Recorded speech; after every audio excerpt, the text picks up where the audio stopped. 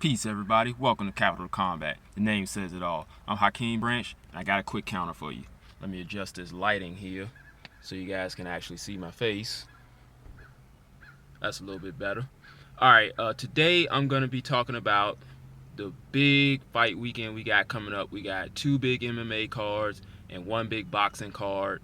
And unfortunately, on the competitive nature of it, it's not going to be too competitive. We got a lot of showcase fights, but these showcases are some of the best people in the world when it comes to their craft. So we still want to touch on them a little bit. Tonight, I'm shooting this Friday early afternoon. Ben Henderson is going to be attempting to win the Bellator welterweight title in his very first fight. Now, keep in mind, this guy was also the world champ in the WEC and in the UFC, and he did great in both of those organizations. Unfortunately, he ended up losing his title to Anthony Pettis in both of those, but he's going to be fighting on another card that I'll talk about later. His opponent, Andrei Koreshkov, is a pretty good fighter.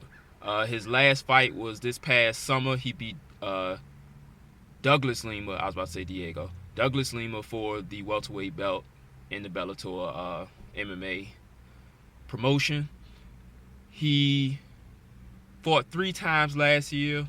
2 of them were by stoppage. Then he won the belt by decision against Lima. He's a pretty good fighter, but he's coming off a layoff, which Henderson is as well. But Henderson being the guy that he is and having the pedigree and the people he's been in against, I think he'll be able to secure a decision against Koreshkov. Koreshkov has a lot of power, but he also has some underrated technique. But we know Benson Henderson's technique is top-notch, and I think that's what's going to get him through that fight. So that's something to look out for on Friday. On Saturday, we've got UFC 198, I believe. I'm starting to lose track of the numbers, unfortunately. But on that card, like I said, we got Anthony Pettis taking on Edson Barbosa in a lightweight fight, which should be awesome. You should check that out. Both guys are excellent strikers, and they have underrated grappling. So that's going to be a good one to watch to see how it plays out. That's all I got for that one. Also on there, you have Demetrius Johnson, who I believe is the best MMA fighter applying the trade right now. That guy is amazing. The technical skill that just oozes from this man is awe-inspiring, and I think a lot of MMA fighters should look up to try to fight like this guy. I mean, he beats you in any way he can. He knocks people out. He chokes people out. He wrestles them. He beats them up. He puts on technical displays of brilliance, and it's hard to hit him. And then if you do land on him like John Dodson did, he's got a great chin. So he's fighting Henry Cejudo, who is a gold medal wrestler. He won a gold medal at the Olympics and then turned pro in MMA, currently undefeated. He's a very underrated fighter, and he's pretty good, but it remains to be seen if he's on the level of Demetrius Johnson. That's why we got to watch that to find out. Cejudo has looked very good in his fights, but we got to see if he's good enough to take on someone like Demetrius Johnson. And in the main event of that card, we've got John Jones fighting Ovince St. Preux, also known as OSP, for the interim light heavyweight title. Now, OSP is a decent fighter.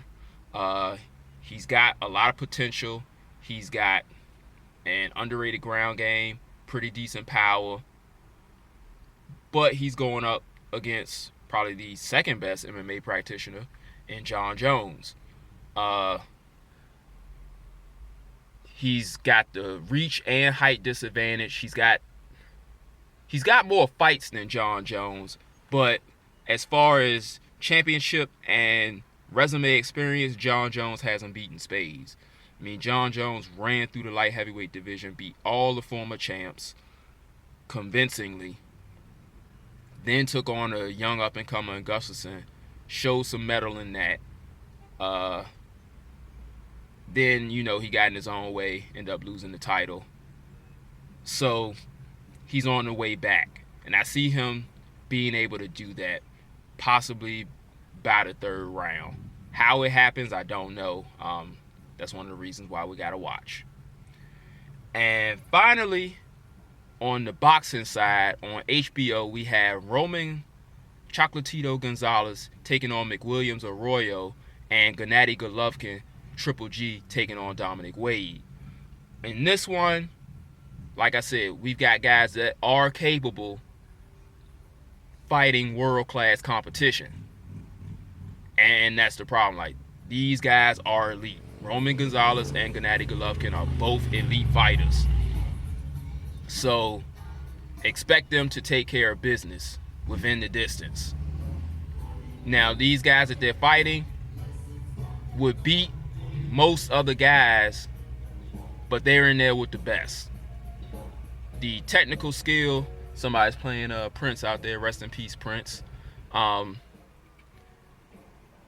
technical skill, the power, the footwork, everything that they display is levels above the guys that they're fighting. And unfortunately, these bouts won't be competitive, but it is a privilege to watch these guys put in work. Because remember, they still have to go in there and perform. And there have been several guys who were supposed to win who did not win.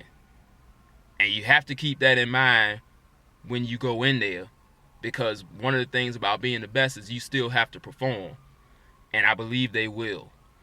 Gennady Golovkin has an excellent jab. So does Roman Gonzalez. More about their opponents. Arroyo is a solid guy.